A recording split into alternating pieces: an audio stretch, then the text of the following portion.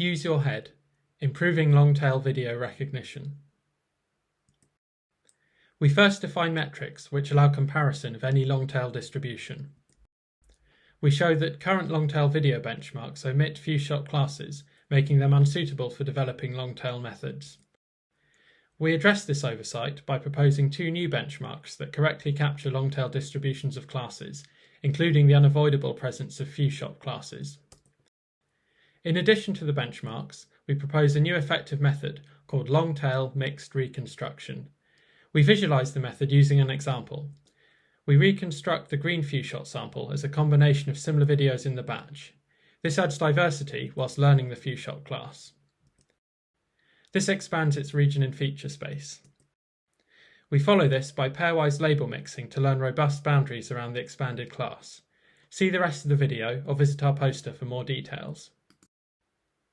Now let's go into more details. Long-tail distributions come in many forms. They may be taken from known long-tail functions, or toy distributions, or they might emerge from naturally occurring data. However, there is no set of metrics which allows comparisons across distributions. Prior works have just used imbalance as the only factor to describe long-tail, which measures the ratio between the smallest and largest classes. Imbalance is not sufficient on its own. For example, these two distributions have the same imbalance factor, despite one being much harder to learn due to having many more smaller classes. We define three metrics, which together can describe and compare distributions. In addition to the imbalance, we introduce few-shot length, which captures the percentage of classes with few-shot samples, and head length, which captures how many of the classes are dominant. For images, the iNaturalist dataset is an excellent example of a long-tailed dataset. It is collected by citizen scientists and includes rare species that are visually similar to common ones, such as these two species of ladybirds. To ensure methods do not overfit to iNaturalist, image benchmarks have resampled from standard datasets. Using our metrics, we can see that these datasets are comparable to iNaturalist in their distribution of head, tail, and few-shot classes, and importantly, all contain a significant percentage of few-shot classes. However, for video benchmarks, other than the naturally collected epic, few-shot classes are omitted during the curation process. This makes these benchmarks unsuitable for evaluating long-tail methods for video understanding. In order to address this oversight, we propose newly resampled versions of something v2 and video LT. We use them alongside epic for our long-tail experiments. Having redefined benchmarks that contain few-shot classes, we showcase that published methods struggle to learn these few-shot classes. We thus propose a new method that operates at the representation level. We showcase this through an example. First, a batch is chosen using balanced sampling. We now focus on one sample from a few-shot class, in this case representing the action carry.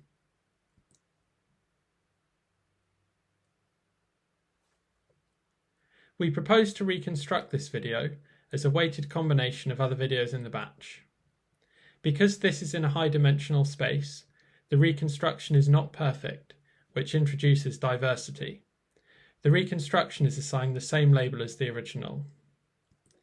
Here, we can see that the carry sample is represented as a combination of 2 puts and 1 take. In practice, class labels are not required and only visual similarity is used. Because few-shot samples are already oversampled, we exclude them from contributing to reconstructions of other samples. To account for imbalance between class sizes, we allow reconstructions to contribute less for larger classes. As we use head classes in the reconstruction, we titled our paper Use Your Head. Next, another batch is chosen. This time, the single carry sample is represented as a combination of different videos. This process is repeated throughout training. Here, another reconstruction of carry is produced.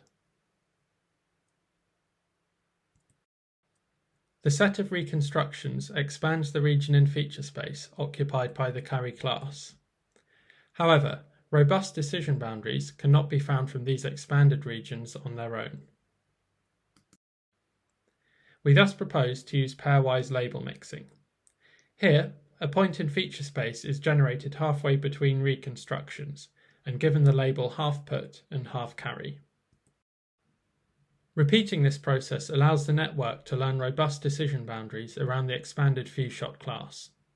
Because our method mixes reconstructions, we call it long-tail mixed reconstruction, or LMR for short.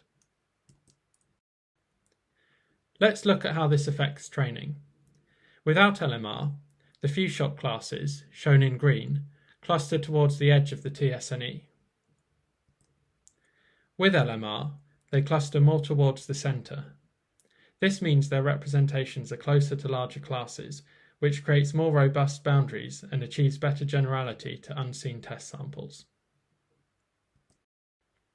On all three datasets, LMR performs best, both on few-shot classes and overall average class accuracy. Now for some examples. Here the ground truth is screw, which has 21 examples in the training set. A model trained using cross-entropy predicts it as wash, which has almost 7,000 examples. LMR makes the correct prediction.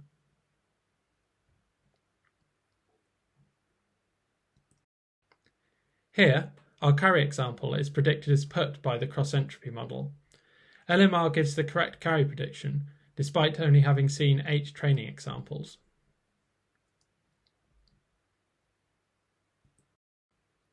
Here's an example from something v2.